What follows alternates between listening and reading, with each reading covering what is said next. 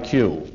And I'll say something more about what geneticity means and ask for some audience participation on making some estimates on this, because I believe in this area there is a deplorable lack of objectivity in the intellectual community. I think we're seeing evidence of substitution of logical processes. They're being substituted by other ones. I've had that experience before, and I think it is a deplorable thing. The title which the Public Relations Office gave in response to my question was Race Superiority. This title, I presume, was distributed by the same group who are exhibiting statements now. The issue, the principal issue in which my activities are involved is basically a moral issue, and one which I feel essentially calls for reappraisal of ethics and possibly even some religious aspects. I have been exposed to reactions such as we're encountering this afternoon. They bother me somewhat, but so far as having any doubt as to whether or not I'm doing one of the most constructive things I can do, that doubt becomes progressively less and less as time goes on, and especially as I observe the types of reactions that I get from some of the people who should be intellectual leaders in the academic community. Is it the case that you're not a fascist? Come on.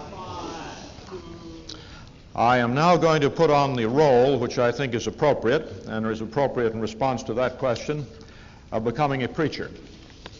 And I shall start by reading a statement which I think expresses the views of those who have the most objections to my being here today, but is put in much better language and by a man whom I think is probably more dispassionate, probably better educated. His name was Lincoln Richardson, although I did not know that when I first got a copy of his editorial in Presbyterian Life for 15 October 71, called Saturday Thoughts. I called up Mr. Richardson because it seemed to me this was an opportunity to make a response, which I did make, and which I shall present to you this morning as a foundation for getting into this fussy area that we're going to deal with. Mr. Richardson's column was headed An American Final Solution. I take it that the people who are comparing me with a fascist and a Nazi know what that phrase means. They ought to. This was Hitler's answer to the Jewish question. The final solution was Dachau. The editor of Presbyterian Life did not know that that was what an American final solution meant. When I called him up, although I did not say so, he may have been sufficiently perceptive to realize that he had clearly published something that was libelous. I didn't raise that point because I regarded this as an opportunity, just as I regard it as an opportunity this morning, or this noon, this early afternoon, to attempt to deal constructively with the type of objection that you see running freely around the group here. I think the reaction that we find of the SDS students is quite in keeping with how they should react on the basis of a distorted impression that is being given to them by the anthropologists and the psychologists and the social scientists about what are some of the fundamentals of man as a nature, as a type of mammalian life on Earth. Well, let me now... Man is a mammal and subject to nature's biologic laws like other mammals. And we are unwittingly, in my opinion, playing God by having interfered with the natural laws of selection and evolution. This is humane. This is an objective of civilization. But civilized people also have the objective, they should have the obligation, for which I'm calling, to look at this analytically and see what they're doing. The statement that I make, in which I believe, is that at the present time, by following the course I am following, in respect to the most disadvantaged in our nation, be they black or white or any other color, by looking at the profound evil, the form of genetic enslavement that may be inflicted upon them by our sanctimoniously backed welfare programs, which may be encouraging the least competent elements of both blacks and whites and other colors to have the most children.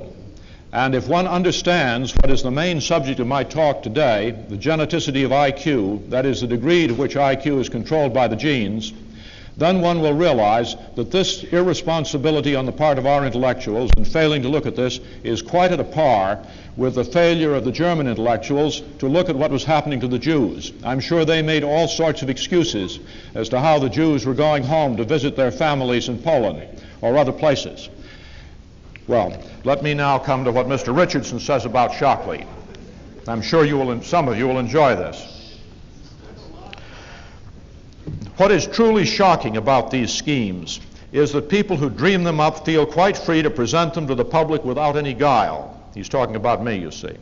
To call them by their rightful, if nasty, names, schemes of sterilization and other kinds of birth control for whole groups of people, propose exactly genocide. The latest such proposal comes from Dr. William Shockley, an electrical engineer who won a Nobel Prize for helping to invent the transistor. He has suggested that the government give bonuses for sterilization, but only for dumb people. Dumb people is defined by the dubious method of IQ testing. He suggests that people be given a $1,000 bonus for every point below a score of 100 on an IQ test. Before running out to flunk an IQ test, though, please note that you don't actually get the money. I'm putting the emphasis in as Richardson has it in his italics. If you are lucky enough to score, say, 70, what you get is a $30,000 trust fund. The fund of spending it on your behalf presumably goes to your betters. My intent is that to protect such an individual from the loss of these funds, the income from a trust fund is the sensible means to take.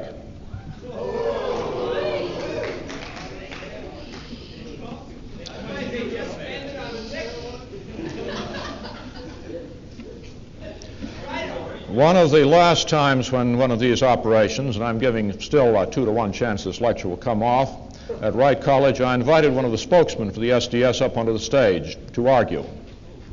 And I am in some negotiations with Marty Reif, with whom I have become acquainted by telephone, and it is my anticipation I shall go back in due course and meet with the Harvard-Radcliffe SDS group. Shockley made his proposal at a meeting of the American Psychological Association. Here is Shockley with his PhD telling all those psychologists with their PhDs that what we need is fewer of them in this world. We would like to report that Shockley's genocidal proposal discriminates only against those with low IQs, for it would keep the issue clean. We could simply point to his incredible arrogance as a man of intelligence, but we must report that Shockley is a self-revealed and unashamed racist.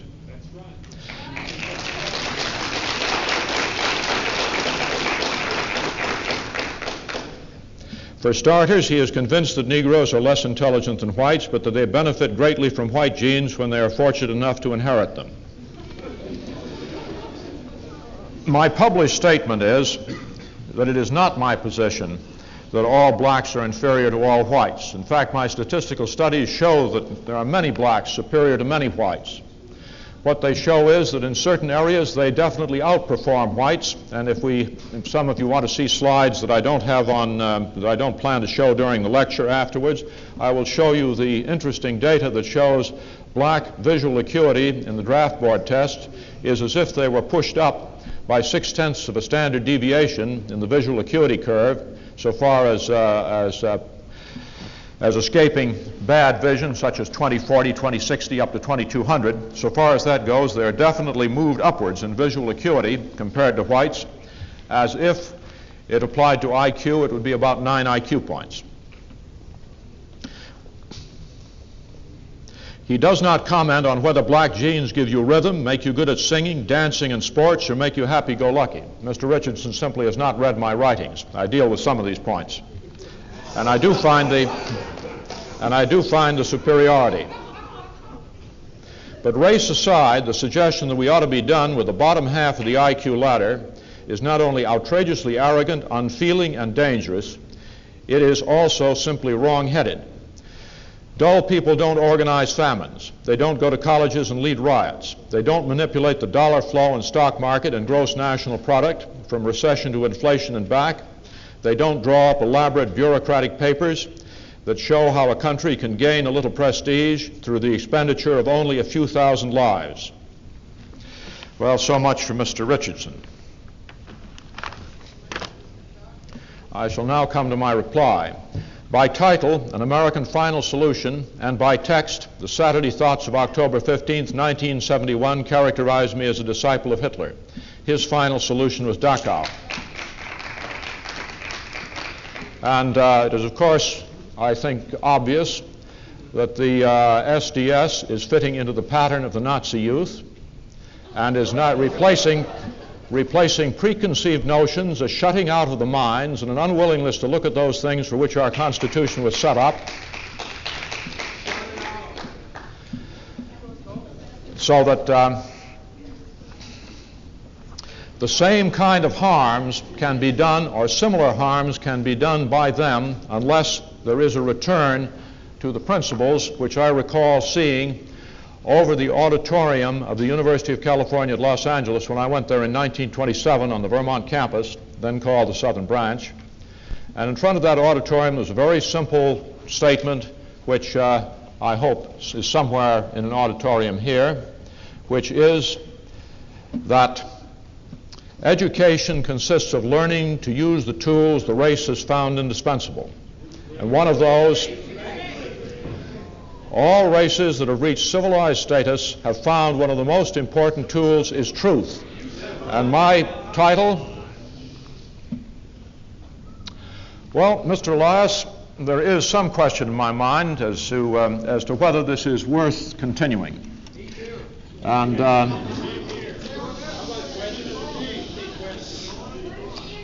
questions I have found from past experience are useless. Under these circumstances where I recognize so well the symptoms of the audience, nobody listens to what is said. All they do is to come up and shoot the next question. It'll probably be one I've heard before. I think I shall continue to read my three moral postulates.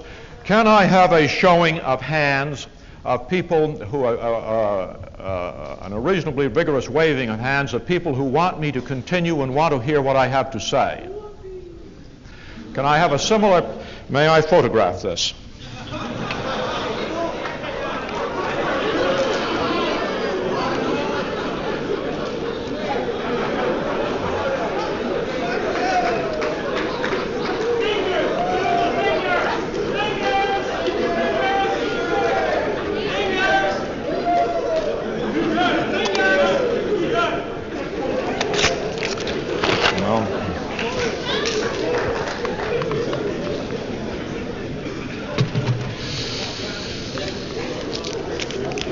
Well,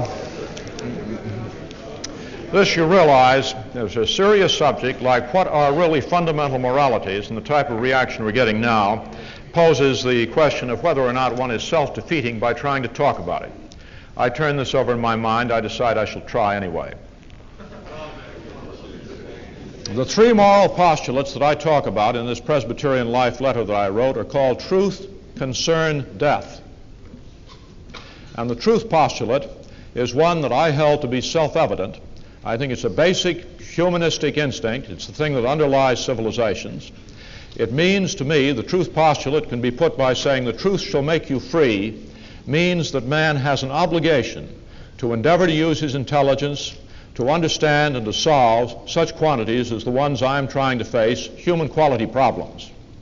Now, these postulates, as I stated them, truth, concern, death, I have tried to make general in the sense that Einstein used when he invented the word invariant in relativity theory. Invariant things, as Einstein invented them, were observations which would be observed the same way, found to obey the same law, no matter how rapidly the observers were moving in respect to each other. Einstein's great invention on this was that a basic law of nature was that you couldn't tell how fast you were moving. And from that, and some very simple Newtonian laws, out drops the E equals mc squared, which I'm sure many people feel is a terrible thing for mankind to have discovered, because if we had not discovered it, we would not have atomic bombs, and we would have a lot more smoke, and we would have a lot more problems with our reserve fossil supply for energy in the future. Well, so much for the invariance principle as Einstein put it. To me, the invariance principle says that man's obligation to use his brain is an equally significant obligation, whether man's brain was placed in his head when God created him in his own image in the Garden of Eden, or whether it was developed by the evolution of territorially united weapon-using apes, as Ardrey describes in African Genesis. Those apes who are more skillful in using weapons, more ingenious, would survive against duller apes. And therefore, if that is the case, then the instinct to use the brain was based on evolution and is a purely humanistic, basic animal instinct. But I think this same evolutionary mechanism, which selected for intelligence, also selected for humaneness. Those human tribes who cared more about their children, about their wounded, about their farm and battle animals, who had this basic concern with the feelings of fellow creatures, those individuals would be more successful in killing off their less humane competitors. So I think humaneness, whether one believes that it came from God or from evolution, is an understandable human trait. And that brings me to the second of my three moral postulates, the concern postulate. I state that one this way. The basis for a humane civilization is man's concern for his fellow creatures. And I've described how that could have arisen. A cat is different. A cat will torture a mouse. And this is natural an evolutionary basis. The cat would be much less able to survive if it felt concern for the feelings of the mouse when it was keeping its catching skills in practice and properly attuned. The concern postulate, as I put it, is I regard as a deep and fundamental principle, and one which bears precisely on the concerns I have for what may be happening to the unfortunate ghetto youth, again regardless of color, but most severely disadvantaged for the black minority. And this concern is for the poor child who may be brought into the world by improvident parents and encouraged, quite possibly, by our well-intentioned welfare programs which we don't look at objectively. And this is condemning a group to some agony in the future. And at this point, I would like to read from a paper of mine a statement that I quoted from the NAACP's labor director, Herbert Hill. This particular section of a Kaplan article, and incidentally, one thing I should tell you all is this written material is available on request in limited quantities and with financial support with essentially unlimited quantities by writing to me at Stanford at Post Box S for Shockley or Stanford, or if you simply address it to Shockley at Stanford.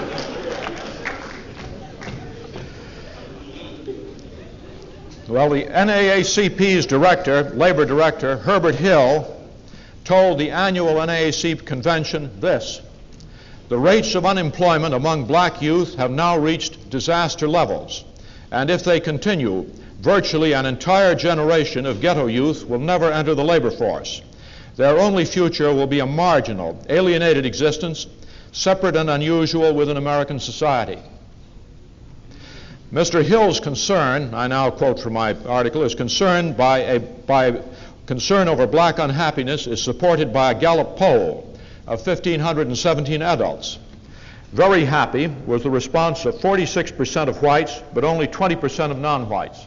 That is, Gallup asked them, are you very happy, happy, or not happy?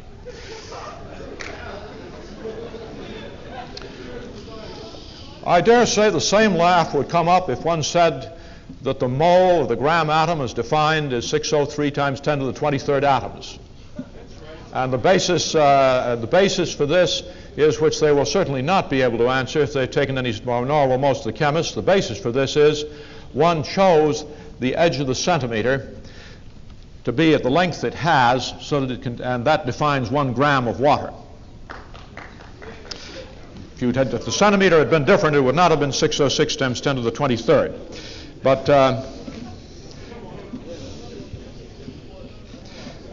I'll continue with Mr. Gallup's report. I don't think it's funny myself. I think this is exactly the tragedy the nation is facing, and it is to be thought of and analyzed and not laughed at or scoffed at. There is wisdom, there is another well-known principle, and that is there's sometimes wisdom from the mouth of babes. Those who have least respect for what I say and regard me as being completely unqualified for what I'm talking about should look at the data and endeavor to analyze it. That is your intellectual obligation as students.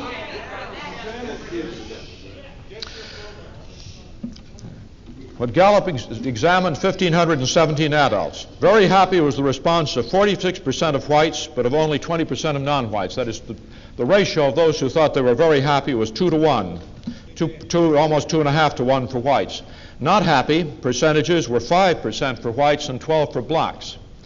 These quantitative findings are relevant to the tragic disadvantages of the black minority, and to fail to analyze them and to attempt to stop analysis or demands for inquiry simply by name calling and shouting is a dereliction of intellectual responsibility, and I find this among important and outstanding academicians whom one would think would be far more objective. Well, now, the third moral postulate you might want to know about, as well as the concerned one. This took me some time, and I think I understand it, and I think I'm sincere in it. This is death. Truth concerned death. During the last rational 5 minutes of my life, should I happen to have my intellectual powers intact, I hope to be able to look back and think, since I have engaged in this campaign, that I have been using my capacities close to their maximum potential in keeping with objectives like those of Nobel's will of conferring greatest benefit on mankind. And that is why this type of attack is so relatively undisturbing to me. I don't detect reason in it. I don't detect anything that does anything other than support my views on this point further. Now, the point that I was going to talk about technically and deal with, this geneticity of IQ, involves that overhead projector and is the manpower for dealing with these this equipment on hand. I want also is Jeff Grunfeld here? I expected him to be participating in this. And Mr. Gabe Elias, you can also lend a hand. You can draw the cards.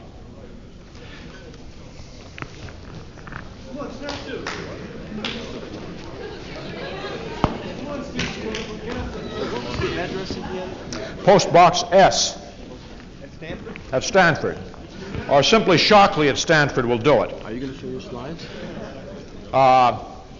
Well, I think I have slides arranged, but I have one of them, the first one, on here. Well, let's see. Could I have the first slide? And I think you can see it over this overhead projector. Now, this is the first one that produces thought blocks. Part of my. Put the sign down so we can see it. Let's see. Can somebody lift this thing and put it on the floor? You can do that, I think. I think it just lifts off.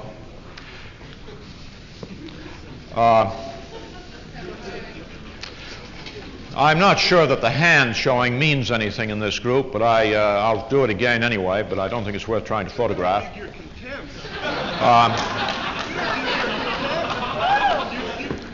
I recognize the sarcasm is pretty obvious. Could I have a slide off while I do this question now? This question has to do with geneticity of IQ. Geneticity of IQ is defined as the fraction of what pushes IQ around that is due to genes rather than due to environment. And my demonstration is going to involve this, and I'll take out my deck of cards for that purpose.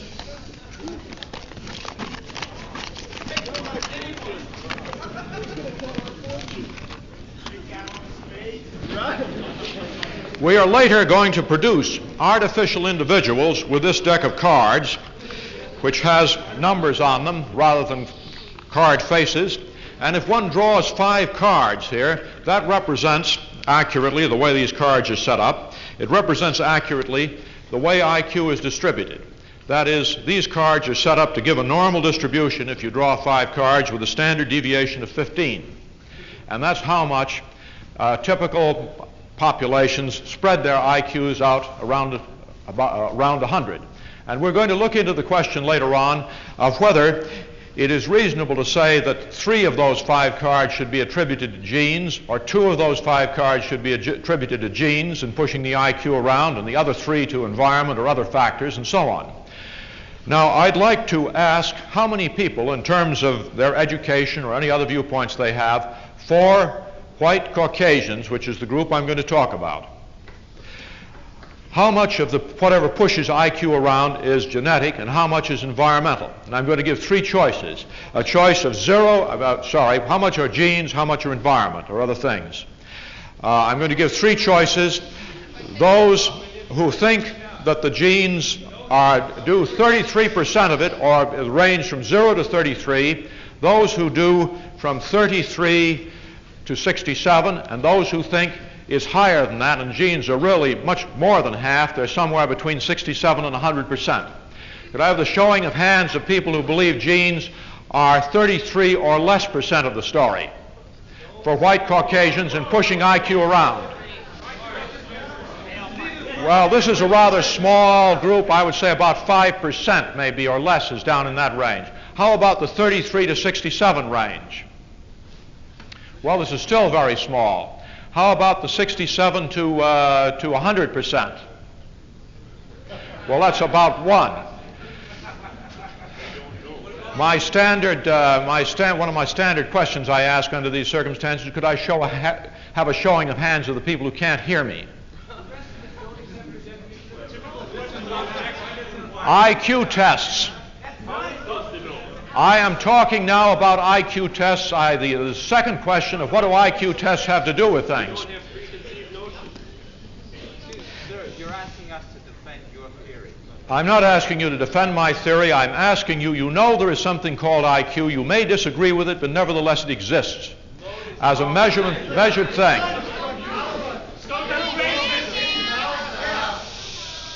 Well, I'm glad to hear somebody say that races exist, because you'll find many anthropologists who will talk about the myth of race and say they don't.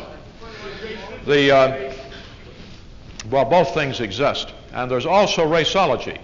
And I regard myself as being in the area of raceology, and I think there is this moral obligation to understand any significant scientific differences in races and attempt to apply one's brains to them.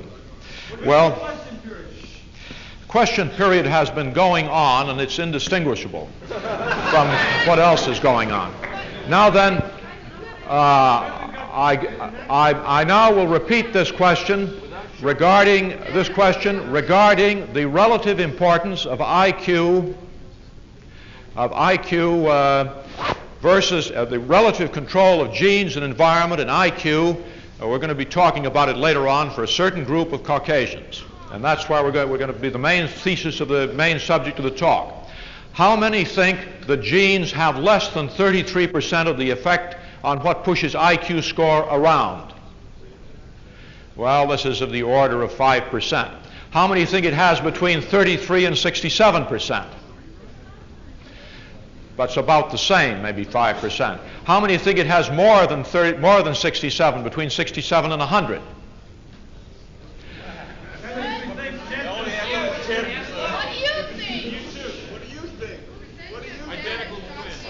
I'm going to show, well, how many, does anybody think it's more than 80%?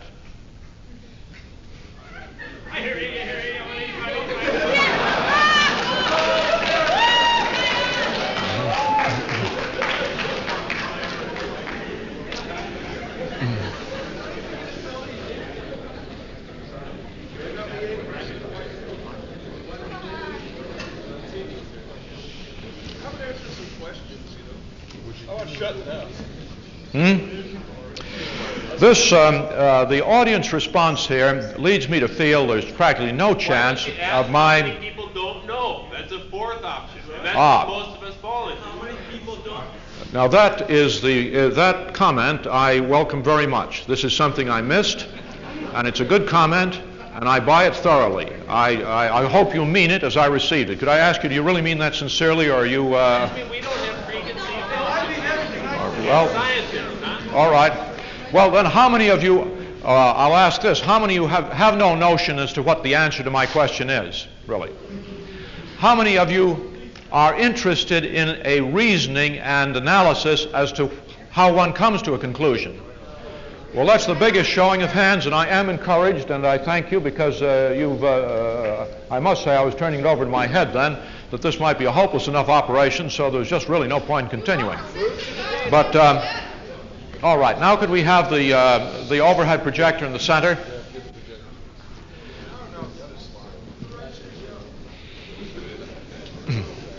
Oh, sorry, let's have that first slide again, then we'll have this, because it shows better on the slide than it will on the next one. Here is something which is surprising. I'll have it on the overhead projector, but it's not quite as easy to see, so you'll see it here first. This shows something that is very surprising to most people. Just a matter of curiosity, how many psychology majors are in the audience? Just start talking about this. Well, there are, well, that looks, if I call the others 5, that's more than 5%. This shows what we're going to analyze in more detail. There is an article which gives information on 122 individuals, and in a certain column on that article, there's a column of the IQs of these individuals. I want you to pretend that you put a piece of paper over that column so you can't see it. There are other columns, one of which gives the occupational class or the socioeconomic status of the family in which the child was raised. These are, in some cases, occupational class, sometimes socioeconomic status. We don't pay any attention to that. Question? These might be Stanford-Binet IQs or Wechsler's. They're of IQ tests which correlate rather highly with each other and the same sort of general scale as the Stanford-Binet. Now, what I will show you or tell you how to do a little later is this. You can look at these other columns, and from these columns, if you know how to do it, you can make a prediction of this, the IQ of this covered column, a prediction which you can make accurately if you assume that IQ is 100% genetically controlled. And if you'll look over there to the extreme right, the highest, or the point farthest to the right on that, you see the prediction was an IQ of 132, and the observed value was 131. There was a miss of 1 point. If the prediction had been perfect, the point would have been on that 45-degree line. What this shows you, well, here's another one down here where there was a prediction of about 63, and the measured value was maybe 73. And the worst miss of all is this particular point down there that has a fly speck on it, apparently.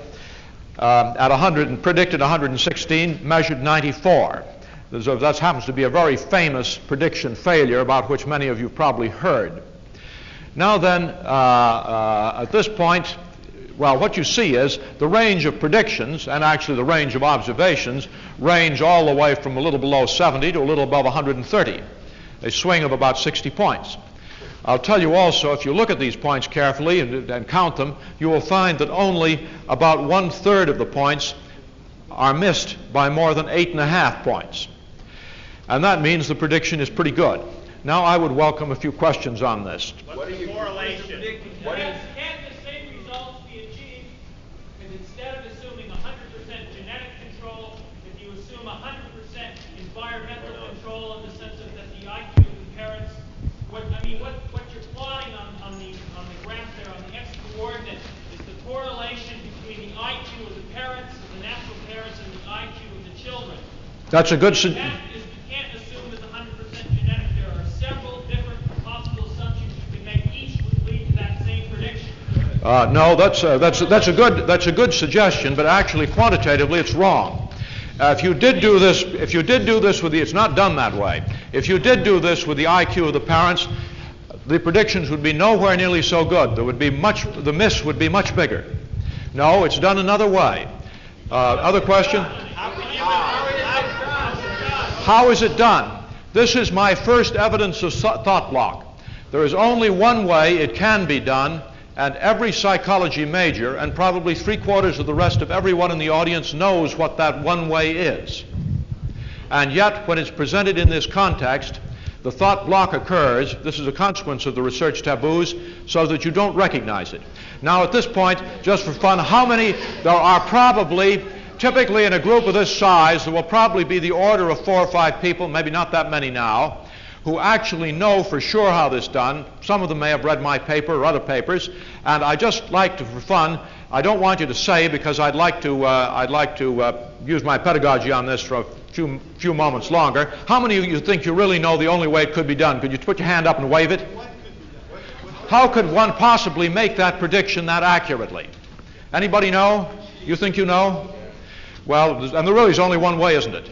You're trying to make an assumption that you're predicting by percentage of white blood? No. Good. No, that's these. I said these were all Caucasians. Well, I'm surprised. Doesn't anybody know? Do you? You know? Well. A rather limited range of environmental variance. That is correct. It is a limited range, but it is a typical sample of the range for those Caucasians. And so when I state this, I state it saying that this geneticity from this data is found to be about 80% for a group like that. You know how it's done actually? What is it? Representation from twin studies of identical twins. That is the only way it can be done, and that is the way it. What that is you're making one measurement, which is a measurement of IQ, and you have two co-varying variables. One is genetic, and the other is environmental. And tell me, how do you separate that with one measurement?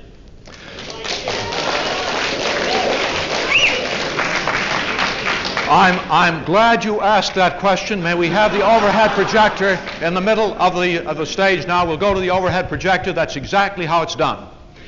Could we have this in? Have the overhead projector on? He says you're dealing with two variables, and how can you possibly separate two variables with one measurement? And that is done by complicated statistical methods, but we are going to do it so you can understand how it can be done with a deck of cards, and you can go off and do it yourself.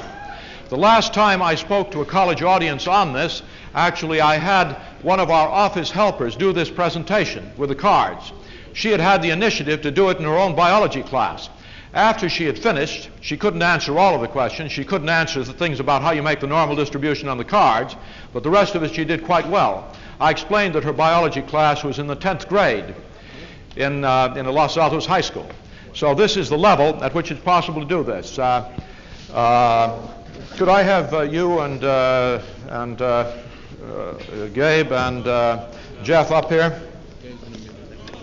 Now here is the same data that you've seen on the overhead projector.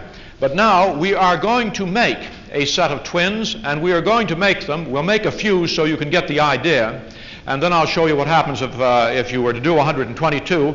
We're going to make a set of twins with a geneticity of 60%.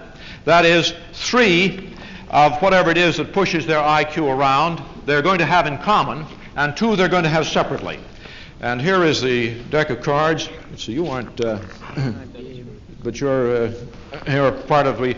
Would you just pull 3 cards out of there at random?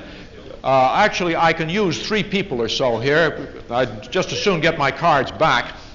The deck is not quite full. You give those to Gabe, and then would you give 2 to Jeff? Gabe, would you add up your 3 cards algebraically? What were they? Just tell me aloud. You have a +4, a -3, and a 0. That means, in this case, the genes happen to push the IQ up 1 point. Now, what are your 2? Your 2 are 1. So that means the 2 environmental cards gave an IQ of contribution of 1. So that means that will be our predicted IQ for the first twin, is therefore 102, right? You got got 1 unit of genetics and 1 unit of environment. Now would you pull 2 more cards for the environment of the second twin, who was independently put into a separate environment?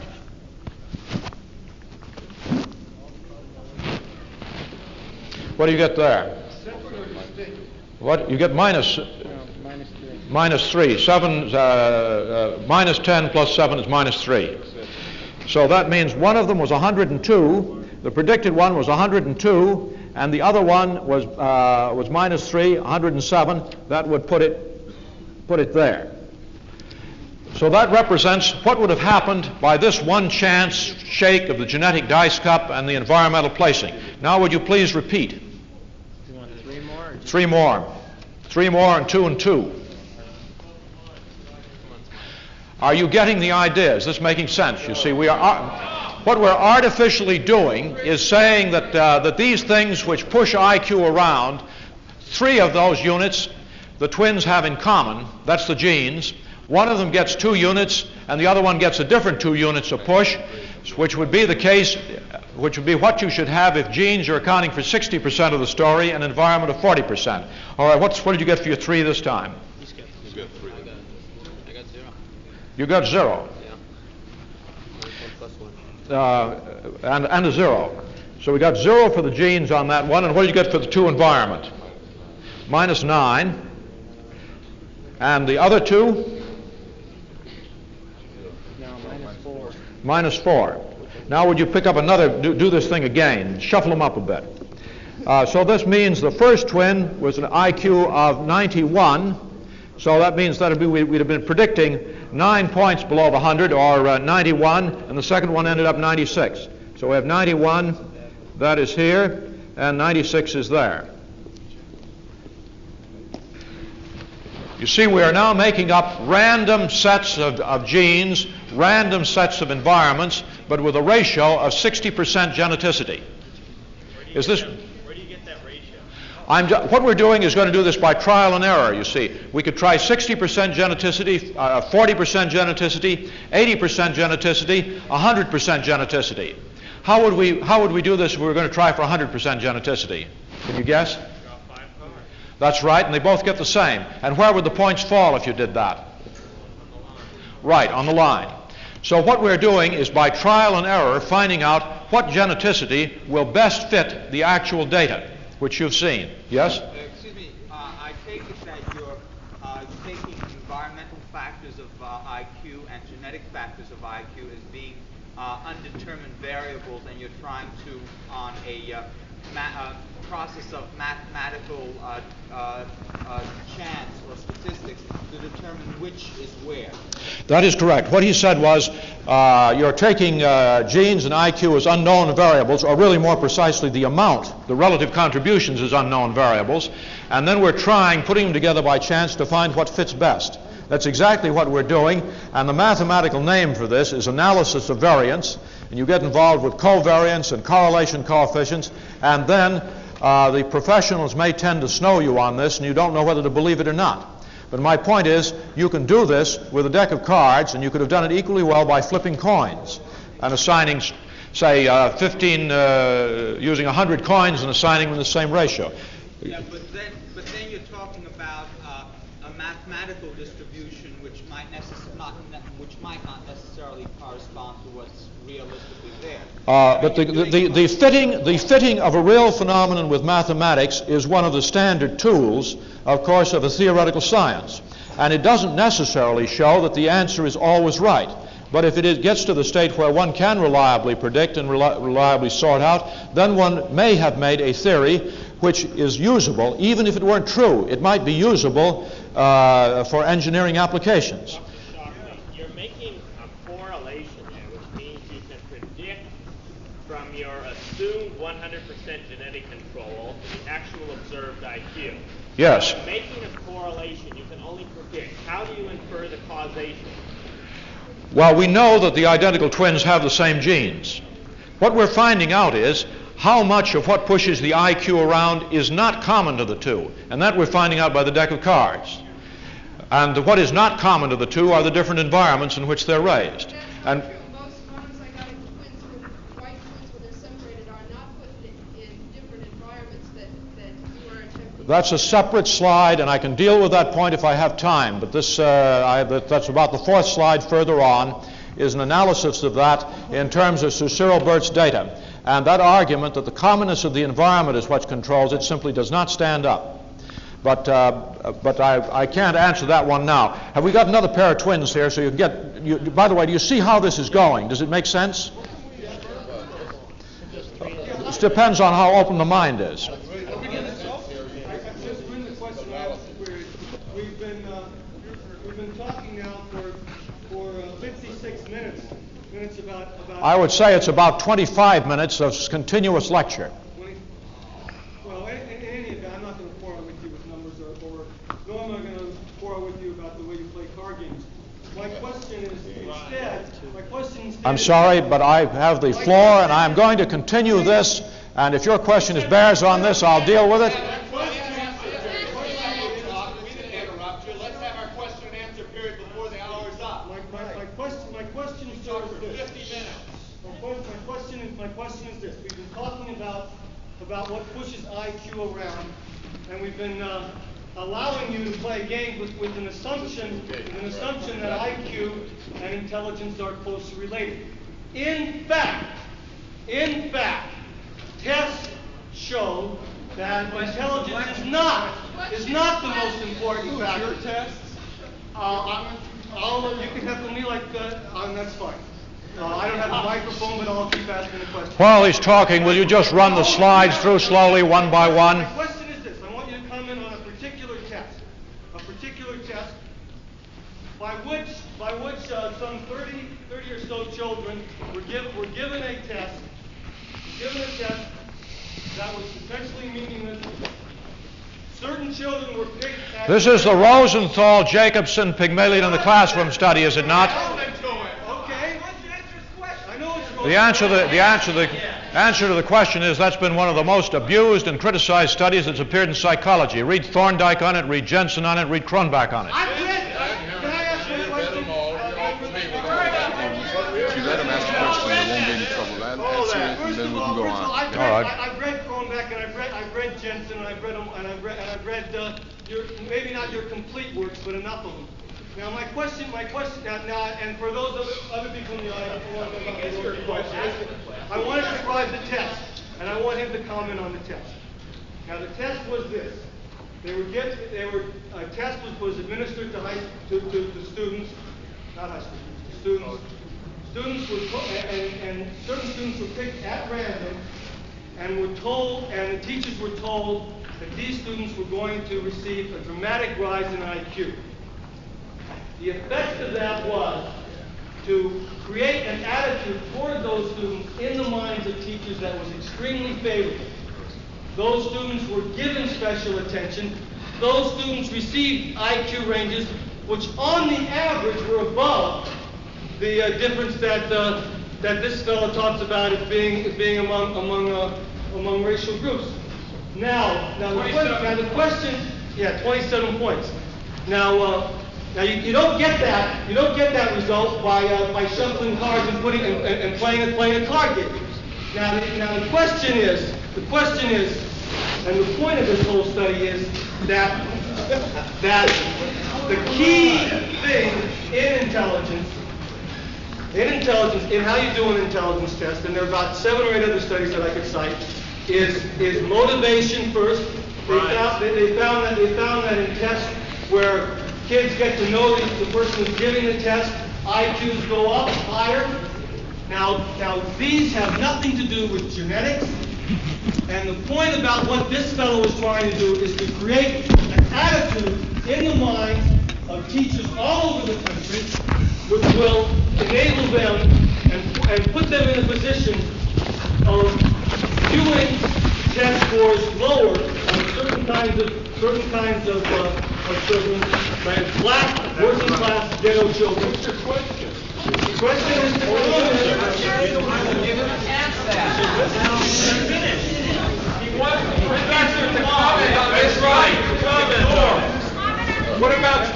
what is the effect of your life on the attitudes of teachers toward students? Okay, now let him answer the question. Well, the study to which the gentleman was referring, I think, is almost certainly the Jacobson-Rosenthal-Pygmalion in the Classroom. Is that correct?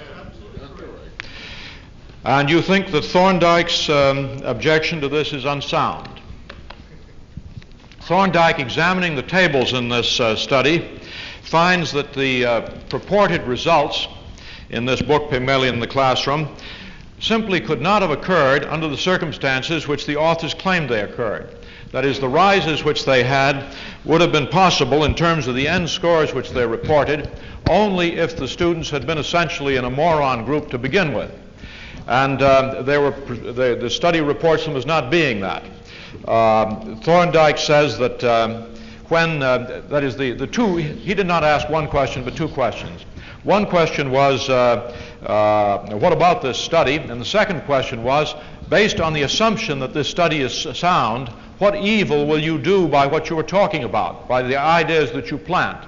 And that second question is, in my opinion, entirely in keeping with the fascist Nazi totalitarian criticism that I level at the SDS group, in which they are unwilling to reason, you see. You've delayed the presentation of material here by the heckling that has gone on. I'll just incidentally mention my debate challenge, which I'm going to try to formalize with the SDS at Harvard and with other SDS groups, and that is this. I will sit at a table with one person who will debate with me and with one of these high-speed chess timing devices. And the rule will be no one must get more than 5 minutes ahead of the other. If he gets more than 5 minutes ahead, the microphone has to be handed back. But as soon as you've asked your question, you can turn the microphone over to the other fellow and he can answer or not as he wants. But so that it will be a conservation of total amount of time, but it won't be these non-productive failure to follow something up logically. I got a question. Your basic assumption in this, well, you haven't mentioned racism. By the way, could we go through these slides, just run them through? Somebody who's interested in them can see them. Your basic assumption was that there is a... By the way, that's if you use 4 environmental and 1 genetic, and it looks like the data, and if you use 4 genetic, 1 environmental, thank you. You know, he can read.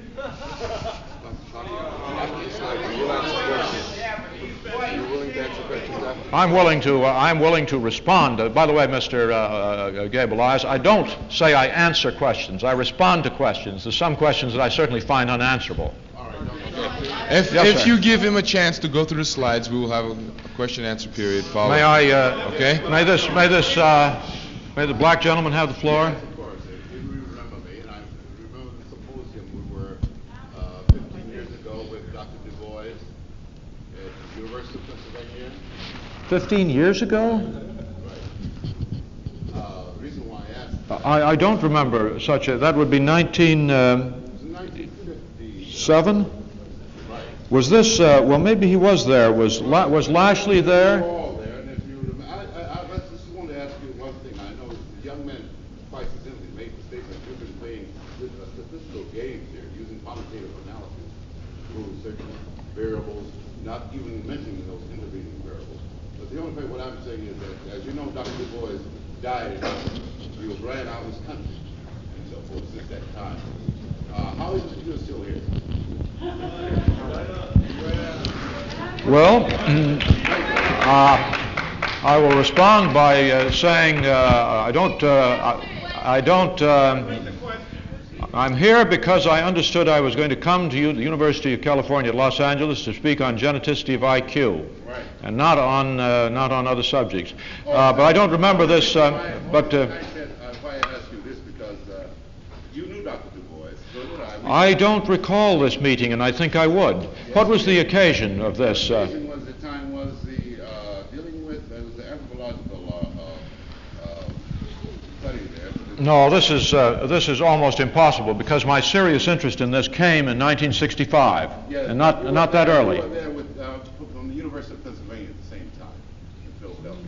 I happened to be there, but did I attend the meeting? I have no recollection of this whatever. I only ask that one question, if you would care to answer that. I don't think he can. Not using statistical analysis or quantitative analysis. Well, I will, having thought this over for a moment, I will say one of the reasons I'm in this country rather than leaving it has to do with these 3 moral postulates I talked about. I believe I am functioning in the most humane way of any of the intellectuals I know. Sterilization of welfare mothers, right? That's humane. Because he's black. This is that voluntary sterilization bonus plan, which incidentally was independently invented by Sir Francis Crick, who has never made any publication of it. Earlier than that, facetiously by H.L. Mencken. That plan reads, bonuses. There's another question first. Well, you asked one I think my answer was that the question was placed in a form in which it does not relate to my statement of the voluntary sterilization bonus plan in at least two regards. The first one of which is, I do not propose this or advocate this for action. I advocate it for thinking about, and I advocate it for thinking about for a very specific reason, that if you say anything that remotely has anything to do with eugenics, the answer is that's what Hitler tried, isn't it? And that frequently blocks the mind to the point, just like the idea that genes control IQ blocks the mind, to the point that people can't think. So I'm saying this is the thing which ought to be gotten out and thought about. What is wrong with it, actually, if I turn the question back and ask you? I haven't found anything really very wrong with it. You said that there's no attitude change caused by your study or by Jensen's. You're changing the subject now. We're talking about this. No, answer my question. You said there's no attitude change. Nixon gave his entire cabinet your study and Jensen's study to read and know. And right after that happened is when Nixon came out with his anti-busing act. Now you say there's no attitude change? What about it? I don't recall saying there's no attitude change. 5 minutes ago you said no attitude change were you concerned with. Well, there is an attitude change, and that's why we object to your right to speak. But you're just feeding the racists. Well, I would like to feed the intellectuals so they would take some responsibility on sorting this out, because I think that as I've said before, what our welfare programs may be doing is one of the cruelest things that's been done to a minority group. If indeed these things that I worry about and which are studyable and could be studied here at UCLA in the black population of UCLA, for example, which is presumably the degree of racism does not vary greatly from one black to another in UCLA, would be to divide the black student body into upper and lower parts and find out if these genetic racial factors I wonder about do indeed hold. And if they do hold, and we are unwittingly encouraging with our intentions some of the least capable elements of the black minority to have the most children, then this is a form of genetic enslavement. If their greatest capability simply consists of being able to produce the largest number of children, to encourage that is unkind to the children. It does not fit my concern postulate.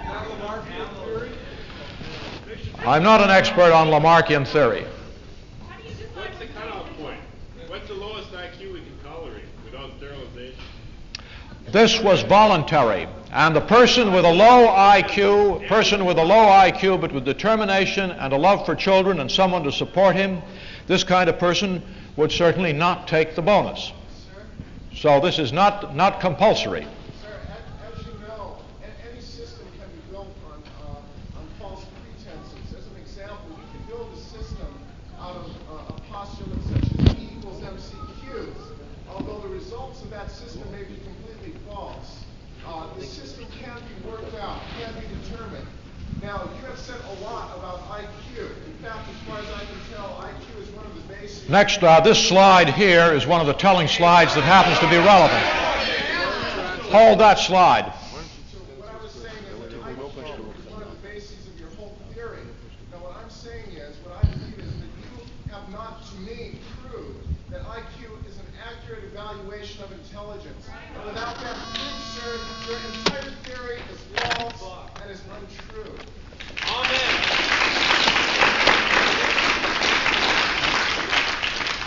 Just a second. There is a question before the floor.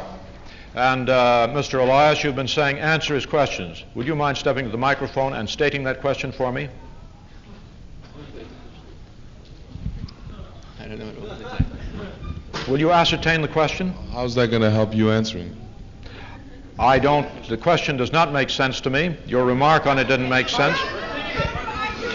Why don't you repeat your question? What is the proof that the IQ tests for intelligence, native intelligence, as thought of by people as being, mental capacity? Where's the proof of that? I know of no proof of that, and I do not use that which you have stated as an assumption in the analysis. But you're building the entire theory on the analysis of IQ tests. That is correct. Not entirely. It's based on other things. Aren't you correlating the passage of children with IQ?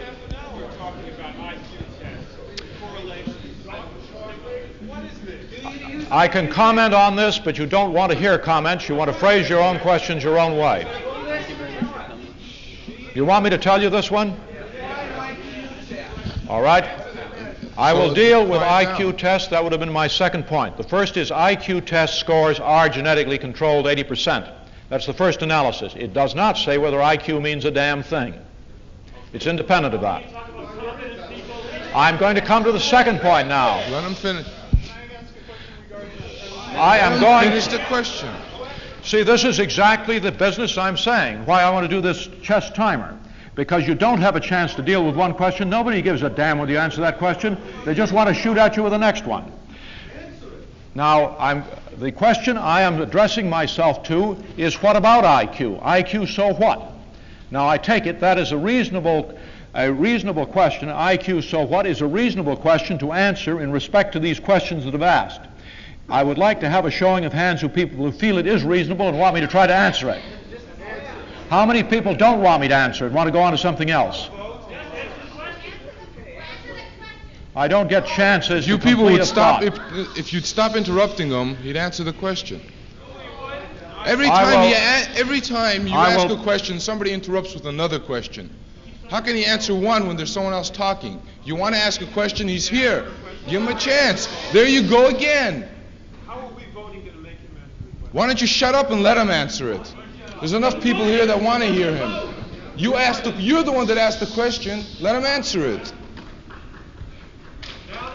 Okay, now if you have a question, you get up one at a time, you ask it to him, and I'm sure he'll give you the courtesy of answering it, or trying to.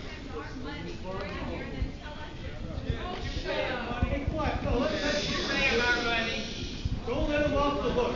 Let him answer. I want him. Mr. Elias, will you stand at the podium and chair this meeting? I will speak when you tell me to speak.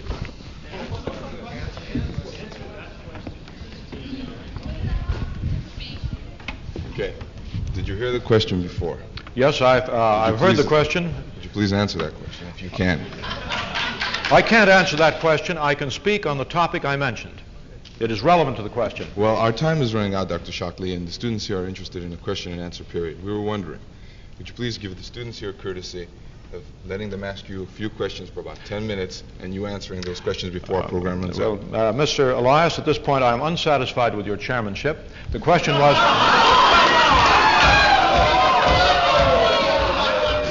The question was, what about IQ? I thought there was interest in this. It was directed towards it, and you are not prepared to have me discuss what about IQ. You want me to answer a specific question that is not... Dr. Shockley, maybe I have a misunderstanding of the way this program is run, but doing it throughout the year, I bring speakers here to the enjoyment of the students.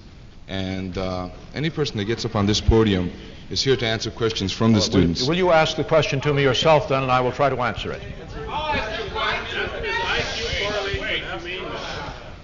And I believe that if these students I will are deal here, with that question if you like. If they're interested and they're willing to ask you questions, you should answer them.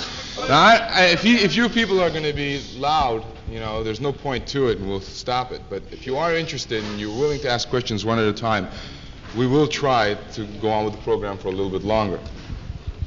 Okay, so... Well, this question was a pointed question on the point. He asked, is IQ correlated with humaneness? I can speak to that question. Can you answer the first question? Correlated to intelligence.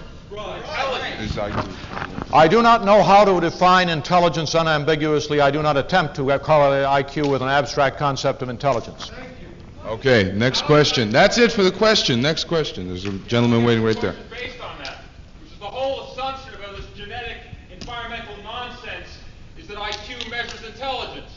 Therefore, since we have here a man who claims to be a professor and who goes around lecturing all around the country with charts like this about a concept which in fact he is unwilling to define when asked about it, then I think... If you have a question... Then I think we'll have to ask the following question. If perhaps his motivation is not the sincere concern for humanity, which he professes so lavishly, but in fact what it is that for Bell Telephone and others, he runs around trying to... Don't tell him what he is. Do you have a question? Do we have the other next question? Right back there, the gentleman with the beard. There's a question right there.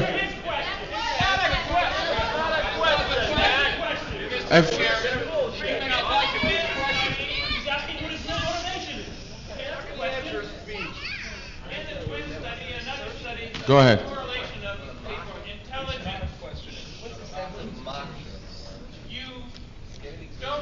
you take into account the fact that, for example, inadequate nutrition of the mother of the twins will cause the twins to have a lower IQ, even if they're raised in different parts of the country, so that the parents of the twins in the lower part of your graph conclusion because a simple mathematical picture turns out to give consistent results, and it is also not necessary to deal with identical twins. Next question. Right there. When dealing with such a tenuous subject as the correlation between intelligence and IQ and utilizing this in survival factor, is it possible that your ideas, as they're presented here, could be seized upon by an extremely racist group and utilized to propagate all forms of racism within the United States? And do you consider that when you're presenting these ideas? I place my emphasis upon what I regard as being these intellectually important problems. I think all powerful instruments can be misused. Next question. Professor Shockley, as I understand what I've heard you say about the concept of correlation of something and IQ, you're concerned with the correlation between acculturation and IQ. Is this your position? If this is your position, you consider it really a valid sociological question?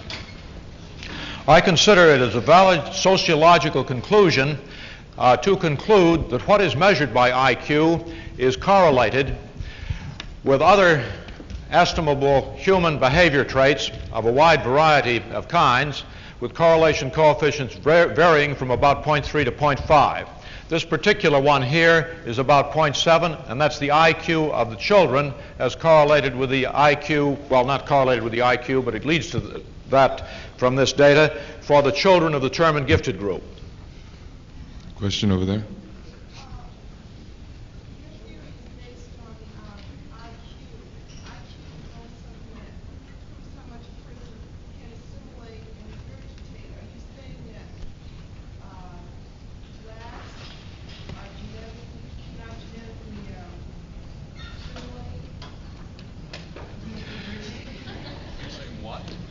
The question was, am I saying that blacks cannot assimilate?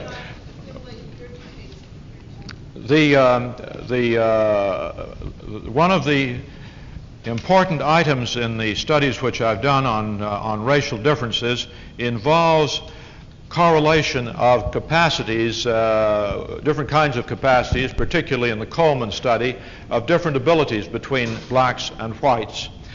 One of the items in terms of assimilating and regurgitating, the evidence on that, to the best of my knowledge, is that black children have comparable digit spans, ability to remember a series of 7 digits or so and regurgitate these, tell them back, quite comparable to whites and with comparable distributions. For whites, the digit span ability is correlated about 0.7 with Stanford Binet IQ, and for blacks more like 0.25. These appear to me to be some of the evidence for significant differences in basic mental patterns, and these may depend upon racial mix. Okay, question over there.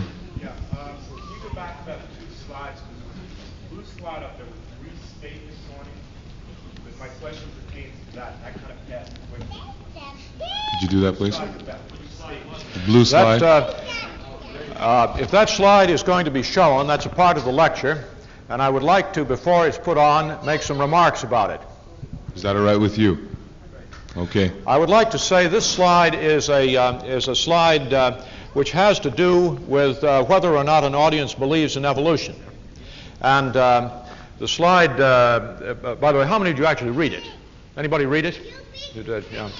Well, the slide says, consider the whole evolutionary scale since time began, and modern man and all the forms of life from which he descended, And then it says, essentially it asks, do you believe that, that vision, appreciation of music, anything like this is really an asset? And these things, certainly ability to think, ability to invent language, do these things, depends upon genes. Therefore, certainly one can say somewhere from the earliest amoeba-like progenitor of man up to the present time, there must have been an improvement in the genetic quality of the human species. It isn't simply restricted, you see, to present-day man. Now then, I show this slide and I ask people if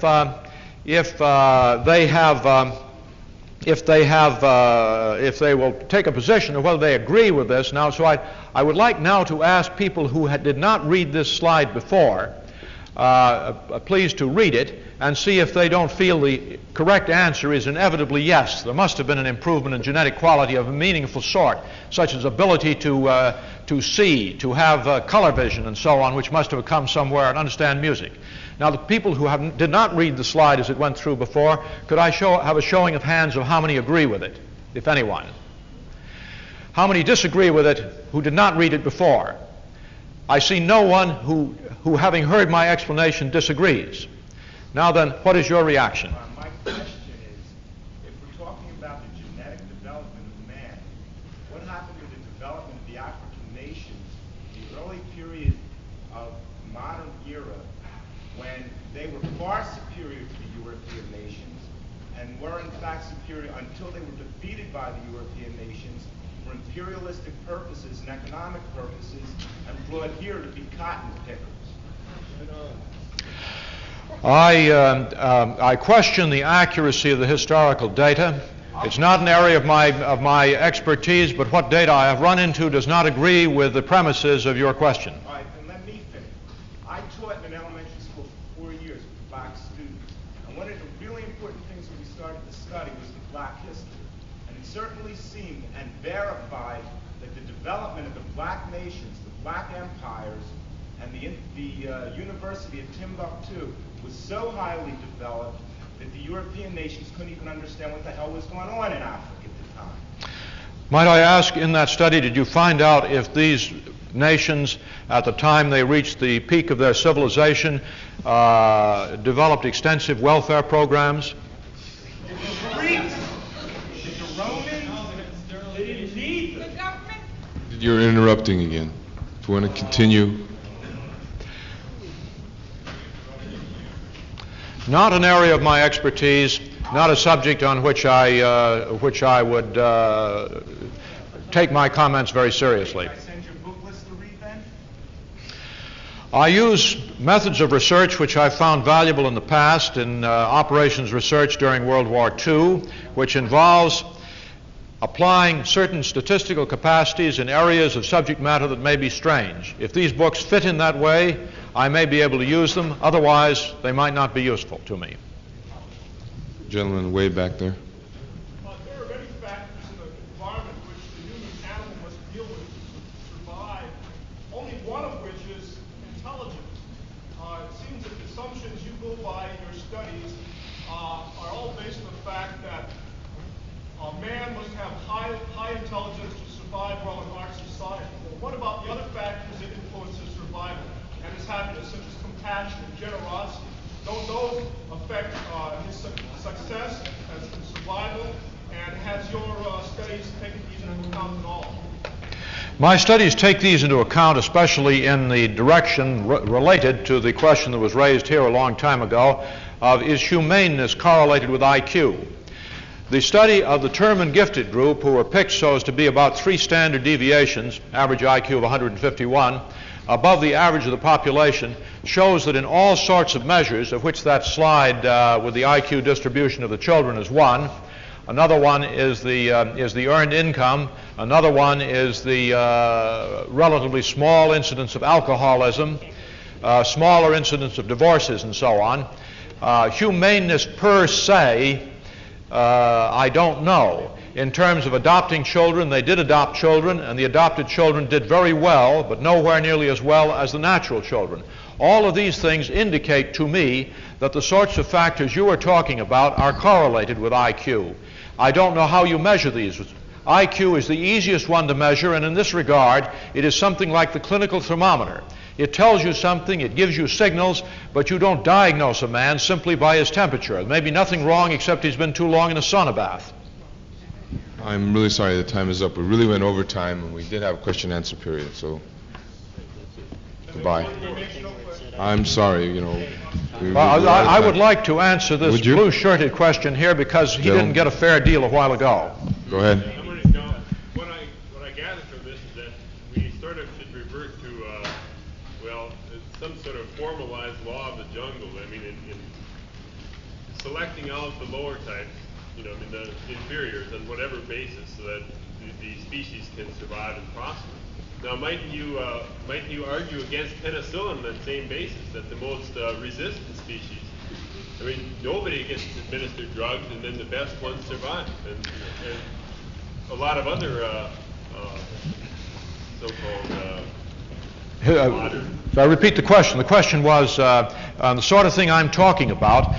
Maybe what I'm advocating is going back to the law of the jungle so that one will kill off the weaklings and improve the quality. And that is an unwarranted jump. I'm glad you asked the question. It's one that could be drawn, and in terms of the way the discussion has gone, I might inadvertently have said things that even sound like that. I carefully say the objective is to find humane ways, just as we have with the population explosion. 12 years ago, the population explosion, the notion that we should do anything about that was almost as abhorrent, that quantity problem was almost as abhorrent as the quality problem. But we now face the fact that modern developments, especially of medicine, means that we must face the fact we've got a population explosion. We must try to find humane answers. Birth control. In 1965 or 4, I had taken a firm position on liberalizing abortion laws. I'd like to take credit for that one. Those things have come in that time, and I'm saying what we may now are not facing is that we may be doing something just as bad, just as inhumane as the population explosion in terms of what we're doing with the quality problem. And we shouldn't go back to the laws of the jungle. We should try to find humane answers. And what's the matter with the voluntary sterilization bonus plan? It might be a humane answer. I don't know, but if you can't discuss it without having flag waving and shouting and so on, how can you find out whether it's good or not? So that's my main thesis. The area has taboos, and we're not thinking. No fooling?